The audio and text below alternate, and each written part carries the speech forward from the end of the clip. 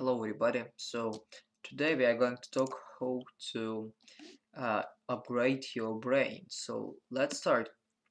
A person's mind is their most powerful tools, yet very few people take international steps toward upgrading their brain and trying to become smarter.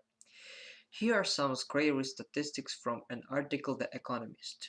In the 1991, a worker with a bachelor's degree earned 2.5 times as much as a high school dropout.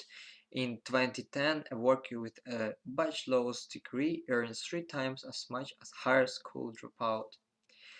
There is an obvious trend towards paying people who have upgraded their brain more money. They probably isn't too surprising, but consider this. 42% of people who graduate from college never read another book. Whoa, 42% to me says that a good number of people get out of college and just assume they have arrived, no need to work on getting any smarter. Obviously, there are ways to learn other than reading books, but books have traditionally been still are on the main ways you acquire formal knowledge is smartened in ways that have value outside of the task you do on a weekly basis. So, reading is the primary way we educate ourselves. If you aren't reading, you are doing yourself a huge disservice. With only a few exceptions, I would go as far as to say that um, if you aren't reading, your brain is dying. Reading is a fundamental bedrock of upgrading your brain and becoming smarter. You have to read regularly. Not all reading methods are not all reading contents are equal. There is a very big difference between reading on a computer and reading on a physical book. A few months ago, I read a study that compared reading on an iPad or Nook to reading a book, and the researchers found that people remember less when reading from iPad. It had been something to do with the way we perceived a lighter surface. We see a reflective one, perhaps because we associate lighted surface with TV and the less we engaged. Reading on the internet is also quite different from reading a book. A book presents, presents a clear start and end point. There are also more barriers to publishing a book than getting something up on the web. Chances are a book will have more thought behind it than an article published on a web page. In addition, it's much easier to jump from the place to place on the web, so internet articles don't typically require or inspire the same level of concentration as might you need for intense book. I'm not saying that reading from the internet is bad. The web is an incredible tool and gives us access to information that would have been impossible in the past. However, we need to take care to not let it crowd our traditional reading. We also need to be careful to use the internet for things that the internet is good for, and use books for things because our books are good for. The internet is great for looking up a thing's single fact, something that can take a very long time with a book. Books are great for deeply studying a subject. Obviously, there are exceptions depending on what you are researching, but this is still true in the general. So, what should you read? Here are some suggestion categories. First, classic books. Books related to area of your current expertise. Books related to the expertise you will need to become more competitive in 10 years. Also, so um, it's get a degree. If you don't have a college degree, get another one. However, keep in mind that not every degree is equal.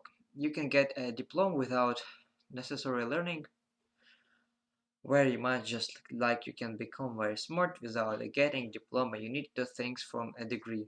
First of all, you need the recognition that comes from having a formal college degree. You need the knowledge that comes from having worked hard in one's academic pursuit. Socially has decided that everyone should to go to the college because of his people without a degree have a much harder time getting job. College have responded by lowering standards so degree doesn't mean as much it used, particularly from some institutions. This is why it's worth putting the extra effort into getting a degree that is well recognized and then will give you the best educational experience. We will discuss choosing a good school later on. If you already have a degree, the same things applies to you get another one. To be competitive in today's job the market, most people are going to need the training and recognition that comes from studies beyond the bachelor's level. Usually, master's degree is a good choice, but there are gratitude certificate and situations program that can excellent options. Even you are pursuing a master degree, a graduate situation can be excellent stepping stone that gives you a way to quantify your education as you pursue your master's degree. A resume that shows a graduate citation index is better than a resume that shows you took a more random classes.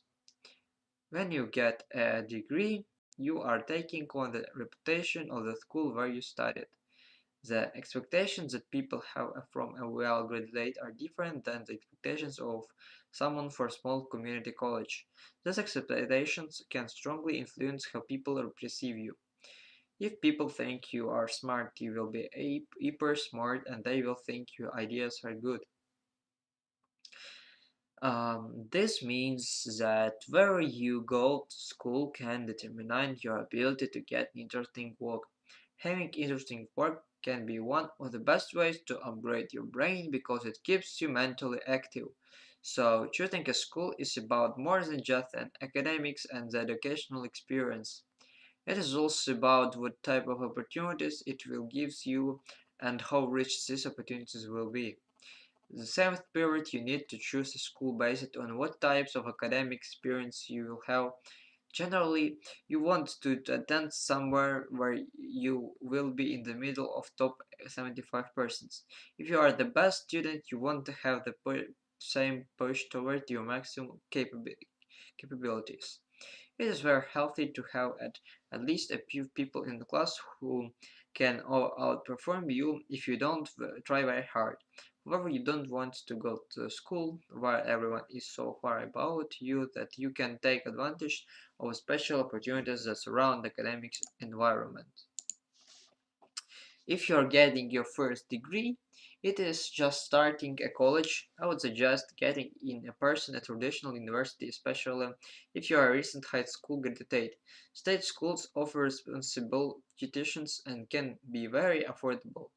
There is local schools here where one can pay for everything without loans while working full time during the summer and part time during the school year, making minimum wage. For your second degree, you might find that online degrees or some of programs like Executive MBA are more suitable for your social family, career, and deployment situations. You have to be a bit more careful in selecting a school for an online degree, as then reputation can matter much more than its established traditions institutions. I would highly recommend pursuing something like my master degree from Howard. It was very cost effective, fairly flexible, and Harvard generally keeps a good academic reputation, particularly compared to the reputation of some other online schools. So guys, I think that's it for now. So thank you for your attention. Goodbye.